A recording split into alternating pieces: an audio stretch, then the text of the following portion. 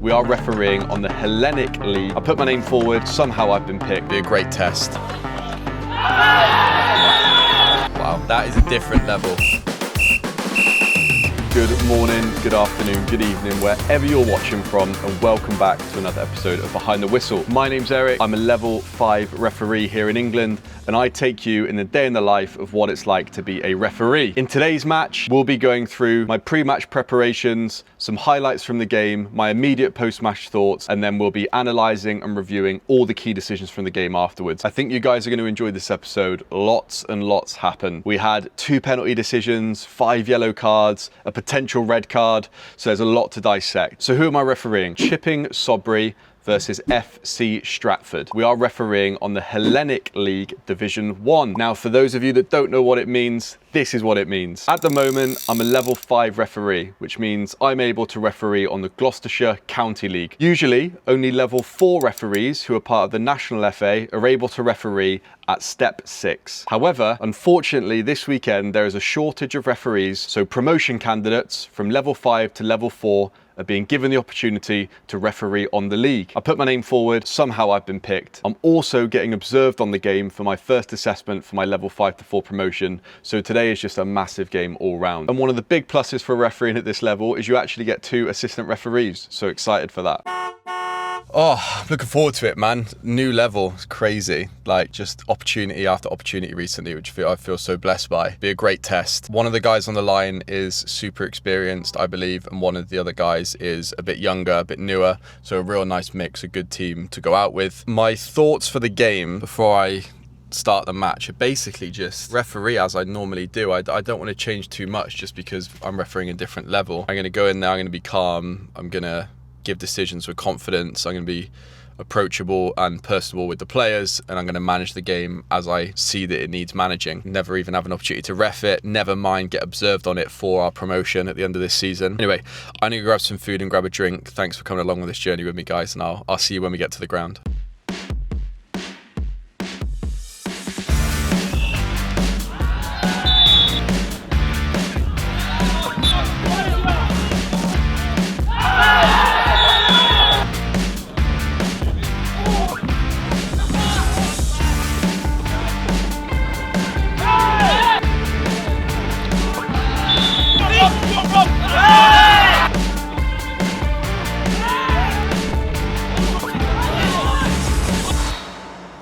Wow, that is a different level. It's weird, like, you know, I've been an assistant on that level, I've watched that level a lot, I've played a lot of games at that level, but it feels different when you're in the middle refereeing it, I'll tell you that. So different. In the game, I think I had 5 cautions, 2 and 3, 2 penalty decisions and a potential red card, which my observer, assessor, thought was a red card. I didn't give a red card, I gave a yellow, and I'll explain in the analysis why I did that when we watch it back. It's a real shame that they thought it was a red card because that's going to negatively impact my assessment, but I don't want to referee for the assessment. I'll referee what is best for the game, and the score will be the score. That's how I want to think about it. Ultimately though, what an opportunity to referee that level and see what it's like and understand where I've got to get to be a great ref at that level. There were lots of things I would have done wrong, of course, only natural. However, I did not feel out of my depth, and I didn't feel like the game was a shambles at all. Some people may disagree on the sideline and maybe some of the players from the teams, but for the most part, I'm really happy with how I refed it, and obviously we'll watch the decisions back and see if they were correct or not. So for those of you that watch the channel regularly, you'll know that I very, very rarely get to officiate with assistant referees. When you're working with neutral assistants, obviously it's really important that you work well as a team. This was a big focus for me during the game. Literally 20 seconds into the game, there's this throw-in, goes out of play, but you'll see me slightly signal with my hand which way I'm going to give it, and the assistant referee does the same. And we do this to make sure that we go up at the same time, and so we're right on the same page from the first decision, no matter how obvious or how small it is. So the game gets off to a relatively quiet start, and it's not until about 15 minutes in that we get our first real foul of the game.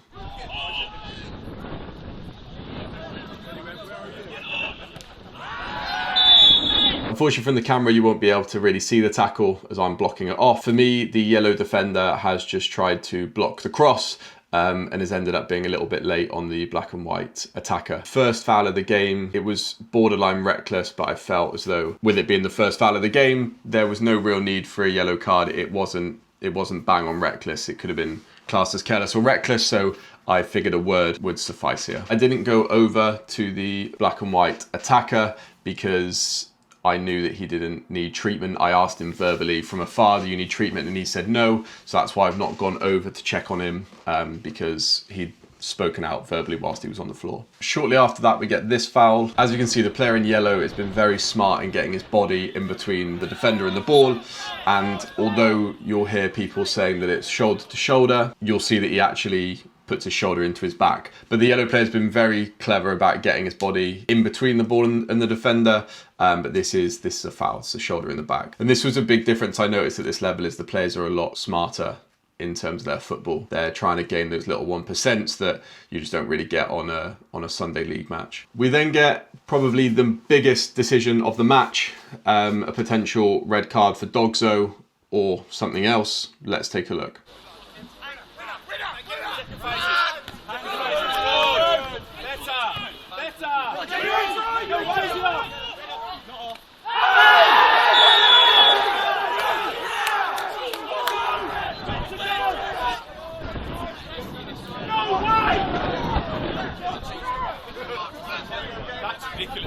So why didn't I give a red card here? As the ball comes over the top,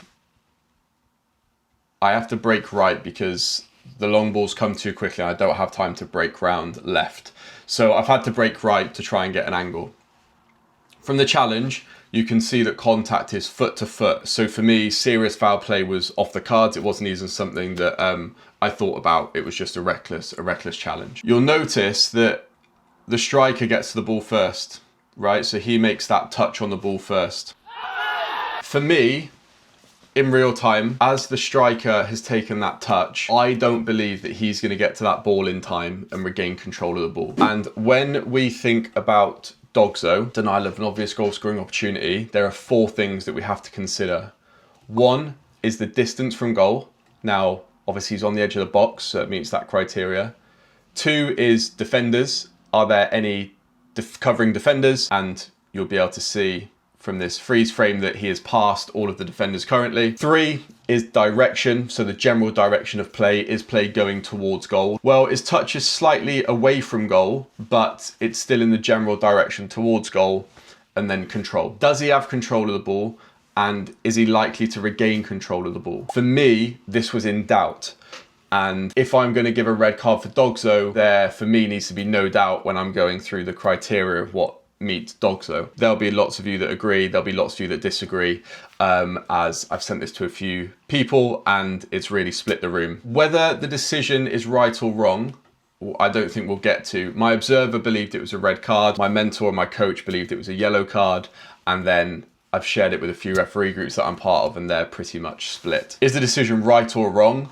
I don't think this is a black and white decision. However, what I am happy with is the process I went through to get to the decision and the process I went through afterwards. Before we jump into that, let me know down below, what do you think? Do you think this is a yellow card? Do you think it's a red card?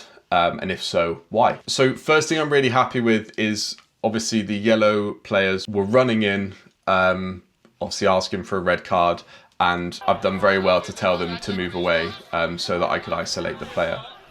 I then check on the player first, obviously player safety. I knew the contact wasn't dangerous, but I know I'm going to issue a card, so if he wants treatment, we'll just get treatment on because he won't have to leave the field of play.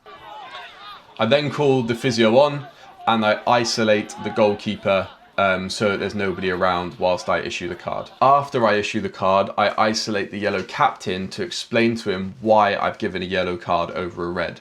And I explained to him that I don't believe that he had control of the ball or was going to regain control of the ball when he beat the goalkeeper in that 50-50 when he's taken that touch. Is the decision right or wrong? I don't know. You guys let me know what you think in the comments. But I'm at peace with how I got to the decision and how I dealt with the process after the decision as well. The yellow team then get very close to scoring the free kick. Shortly after we give a yellow card, the yellow team want to play quickly following a foul.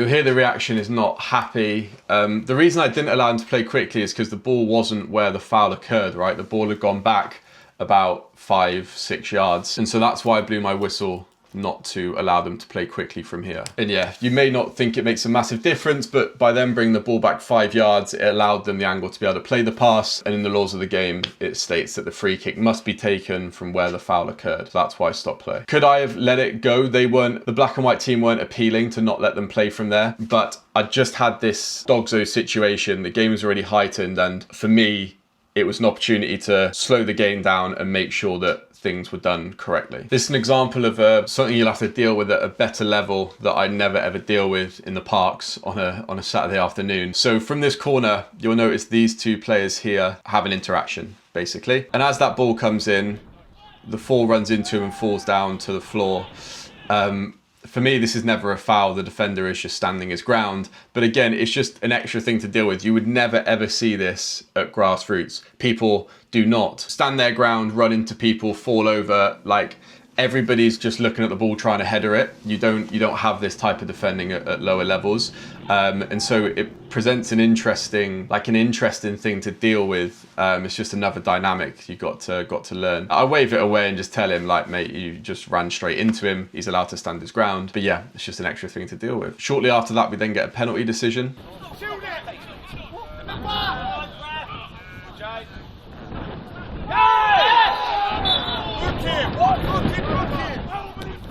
So watching it back, again, I don't think it's a penalty. The coach of the yellow team after the game came into the change room to have a chat after the game, and he said that the lad was impeded around his hip leg area as he was trying to cross the ball. I explained to him that's just not what I saw, and watching the footage back, you can see that's not the case either. There's a tiny hand on the back, but it's nowhere near enough contact for the lad to go down like that. And very shortly before, you'll see a little nudge in the defender's back beforehand, which I don't give. And so that shows you the kind of threshold that I had for contact in the back. The striker then falls down onto the ball. Again, there is contact, so I wasn't 100% sure it's simulation, but I knew it wasn't a foul. And so because he's landed on the ball and put his hands on it, the safest thing is just to give a foul against him for handball rather than for simulation. So that's what I did. We then get a head injury. As you see, the lad gets absolutely clattered in the face by the ball, and so we stop play to make sure he can get treatment. When you stop play for an injury, then you must restart with a dropped ball. And the law has changed this year. So last year you had to drop the ball to the team that last touched it, which in this case wouldn't have made a difference. But now you can drop the ball to the team that the ball will have fallen to. So if it was, if someone has kicked it and it's clearly going to go to the opposition keeper, but you stop play, you can still drop it to the opposing team because they were going to regain possession. And that, ladies and gentlemen, is half time, an eventful half, a potential red card, a penalty decision. When I went in at half time, me and the assistants were chatting, and this was actually a massive help, which you don't get when you're out there by yourself. We were able to go in, have a chat about kind of the first half, what had happened, and just, sweep it under the rug almost. Like, we had a chat about the decision. We agreed that it's a split one. Some people are going to think it's red, some people are going to think it's not, and that we just park it and we move on to the second half. So that was a massive, massive help. A couple minutes into the second half, I make a little bit of a mistake with this foul.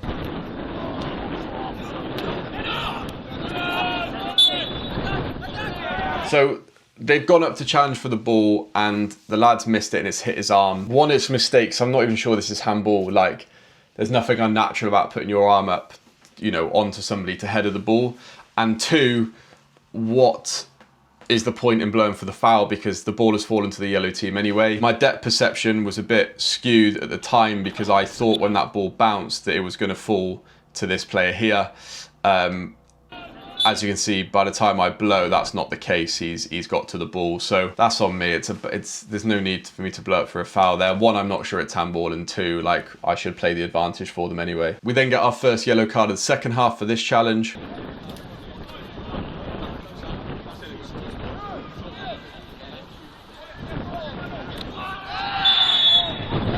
It'll be hard to see from the camera, it's quite far away, but this was a reckless challenge. The lad's gone to kick the ball, missed, and he's actually caught the lad kind of on the shin area. The force isn't like excessive, so for me it didn't meet the criteria of serious foul play. However, after I gave the yellow card, the lad who was on the floor actually pulled down his sock and he had a bit of a stub mark on his leg. So no one asked for a red. I don't think anybody expected a red, but it certainly wasn't as like innocuous as it looks on camera.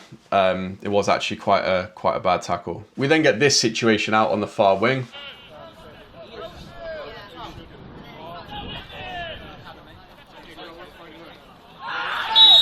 Again, this is something you won't see much of in the lower leagues. Players are getting a bit more clever at this level. So the lad's taking a big touch. It's unlikely he's actually going to regain possession, but then the black and white defender has ran across his path just to block him off, which you absolutely cannot do. He's not trying to play the ball. You can't just block somebody off like that. And as the ball is still in play, it's a foul. So we just have a word with him to explain why we've given that foul. We then get our second yellow card of the half.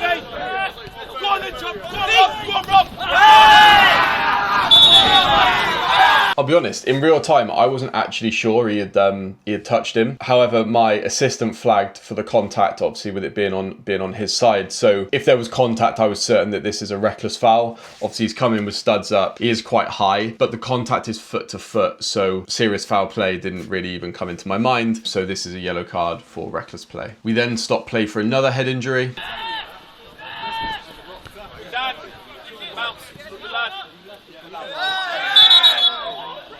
The lads obviously tried to flick on the ball, missed it, and knocked the back of his head into the black and white player's nose. You then see people complaining about this foul that I've given on the edge of the box.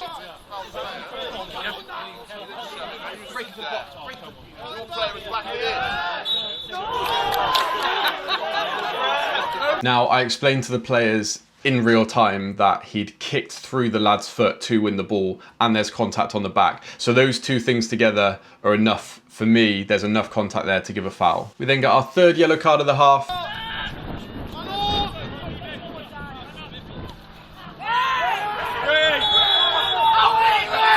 The black and white number 10 that commits this foul had committed a few fouls already in the game. I haven't included all of them because just for the sake of time. It's late, he knows what he's doing, he can easily avoid this, and so yeah, for me this is a yellow card for reckless play. Stratford, the team in yellow, then have a chance to go 1-0 up.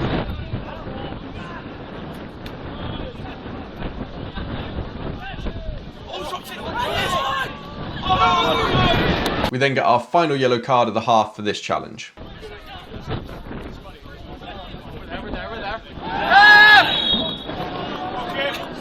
Yeah, it's a cynical foul.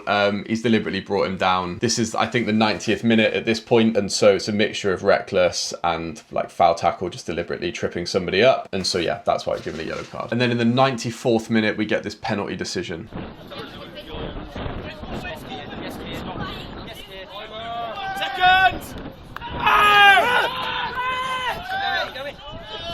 You'll see there's not a ton of appeal, and for me, it just doesn't meet the threshold again for a penalty. The lad's gone to kick it, he kicked it away from him, he's brought his foot down onto the other lad's foot who's trying to challenge for the ball. For me, it's not enough for a penalty, but let me know what you guys think. And that, ladies and gentlemen, is full time. I hope you enjoyed the episode. Lots to break down today. Let me know in comments what you think, and I'll see you next week.